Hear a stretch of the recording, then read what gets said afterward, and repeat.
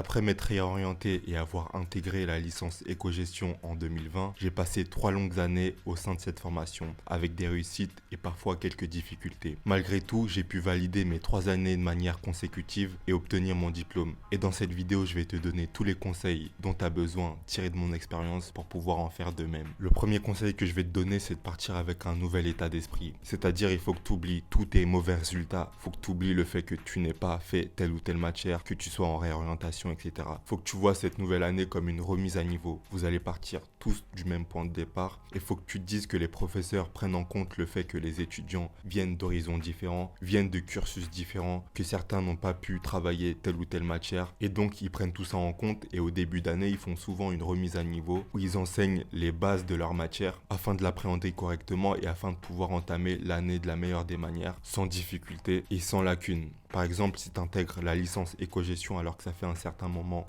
que tu n'as pas fait de maths, eh bien sache que normalement dans ton programme de maths, au début d'année, il y aura des notions du lycée. Donc tu vas pouvoir reprendre ça correctement. Et au final, c'est pareil pour la deuxième, voire la troisième année. Moi, mes professeurs ont toujours fait des rappels s'ils savaient qu'on allait réutiliser certaines notions de l'année précédente. En plus, ils savent que même si, admettons, tu t'en étais bien sorti l'année précédente, il y a quand même eu 3 ou 4 mois où tu n'as rien fait, tu n'as pas touché aux maths. Et donc, s'ils sont normalement constitués, eh bien, ils prennent le temps pour quelques séances de faire des petites séances de rappel. Et donc, voilà, tu dois pas te soucier du fait que tu aies eu de mauvais résultats, que tu n'aies pas étudié certaines matières parce qu'au final, tu vas arriver et ils vont te refaire les cours. Donc, tout va bien se passer pour toi. Le deuxième conseil que je peux te donner, et je pense que c'est le conseil le plus important que j'ai appliqué durant mes 3 années et qui m'ont grandement aidé, c'est le fait de prendre contact avec un ancien étudiant. Ça peut être par le biais de groupes WhatsApp, de groupes Facebook ou même sur LinkedIn, ou même si tu as des potes, de potes que tu connais qui connaissent un ancien étudiant qui a passé par exemple sa L1 si tu rentres en L1 ou sa L2 si tu rentres en L2. Et donc une fois que tu auras trouvé cet étudiant, tu vas essayer de prendre contact avec lui, tu vas lui expliquer la situation, tu vas te présenter, tu vas lui dire que tu intègres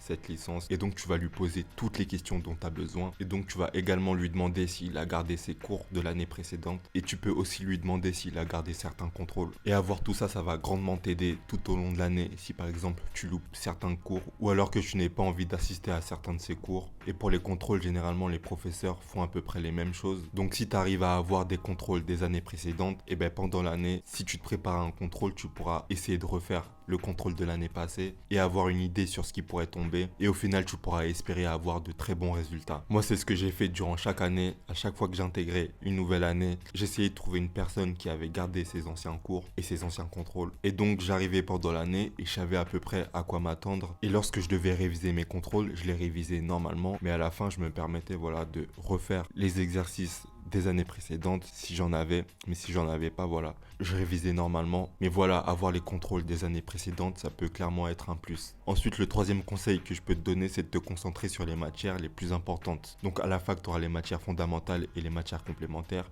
Et les matières complémentaires, il n'y aura pas de contrôle pendant l'année, ça sera juste des examens à la fin. Tu auras quand même des cours pendant l'année, mais ce que tu dois faire, c'est te concentrer sur les matières les plus importantes, donc les matières fondamentales. C'est sur ça que tu dois passer le plus de temps. Et en plus, c'est ce qui constitue la plus grosse partie de ta note finale. Et donc, si régulièrement tu te prévois de faire des sessions de travail et de revoir tout ce que tu as fait durant la semaine, ce que je vais te conseiller, c'est vraiment de passer le plus de temps possible, 80% de ton temps, à travailler sur les matières fondamentales. Et pour les matières complémentaires, tu peux aller y assister, tu peux aller prendre des notes ou ne pas y aller, ça c'est selon toi. Mais essaye de prioriser un maximum ton temps. Ensuite, le quatrième conseil, ça sera vraiment de tout miser sur les contrôles continus, d'oublier les partiels, mais d'essayer de gratter le maximum de points sur les contrôles continus. C'est les points les plus faciles que tu peux avoir. En plus, si tu as appliqué le conseil de tout à l'heure et que tu es parvenu à obtenir les anciens contrôles, eh ben ça sera parfait. Et même si c'est pas le cas, mise clairement tout sur les contrôles continus. Dès que tu as un contrôle, essaye de le réviser à fond. Pose-toi la question, comment est-ce que tu peux avoir 20? Quelles sont les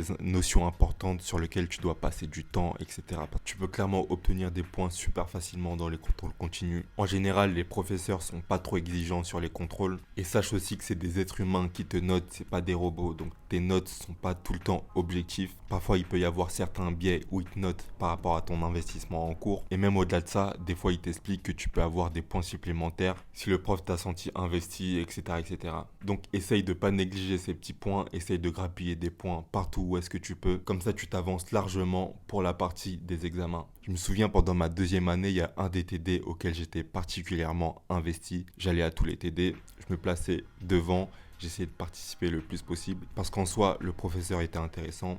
C'était donc dans la matière des mathématiques. Et voilà, j'essayais de répondre un maximum aux questions qu'il posait. Je me montrais intéressé et au final, j'ai réussi à avoir de bons résultats dans cette matière. Et en plus de ça, il m'a rajouté des points bonus. Donc à la fin de l'année, au lieu d'avoir un 9 sur 10 en contrôle continu sur cette matière-là, je me suis retrouvé avec un 10 sur 10 simplement en participant et en appliquant les conseils que je t'ai donnés. Ensuite, le dernier conseil que je peux te donner, ça sera pendant la phase des révisions des examens, ça sera d'essayer de faire un maximum d'annales. Donc les annales, tu peux t'en procurer sur le site de ta fac ou alors tu te renseignes auprès des professeurs, mais essaye d'en avoir le plus possible. Et pendant la phase de révision des examens, tu vas premièrement commencer par réviser normalement tes cours, tes contrôles, tes TD, etc. Et puis tu vas prendre à la fin un temps pour pouvoir faire le maximum d'annales. Parce qu'au final, tu auras un aperçu de ce qui tombera le jour des examens. Tu pourras même éventuellement te chronométrer, te mettre dans les vraies conditions d'examen. Et bah, tu arriveras le jour J sans surprise et sans stress vu que tu te seras préparé correctement et tu te seras mis dans les vraies conditions. Et en plus de ça, peut-être que le professeur va remettre un des exercices. Et donc toi, vu que tu te seras préparé, tu pourras parfaitement réussir cet exercice. Donc voilà pour les 5 conseils que je pourrais te donner si tu fais tes études au sein de la licence éco-gestion. Si la vidéo t'a plu, n'hésite pas à mettre un j'aime, n'hésite pas à t'abonner. Et également, si tu appréhendes en ce qui concerne la matière des mathématiques, étant donné que tu n'en as pas fait pendant un bout de temps, eh bien je t'ai mis en description une fiche de synthèse que j'ai créée qui regroupe toutes les notions que j'ai étudiées pendant la première et la deuxième année. Tu pourras aller la checker, regarder rapidement ce qui t'attend et éventuellement essayer de te remettre à niveau sur ces notions. C'est tout pour cette vidéo, on se retrouve du coup la semaine prochaine pour une nouvelle vidéo.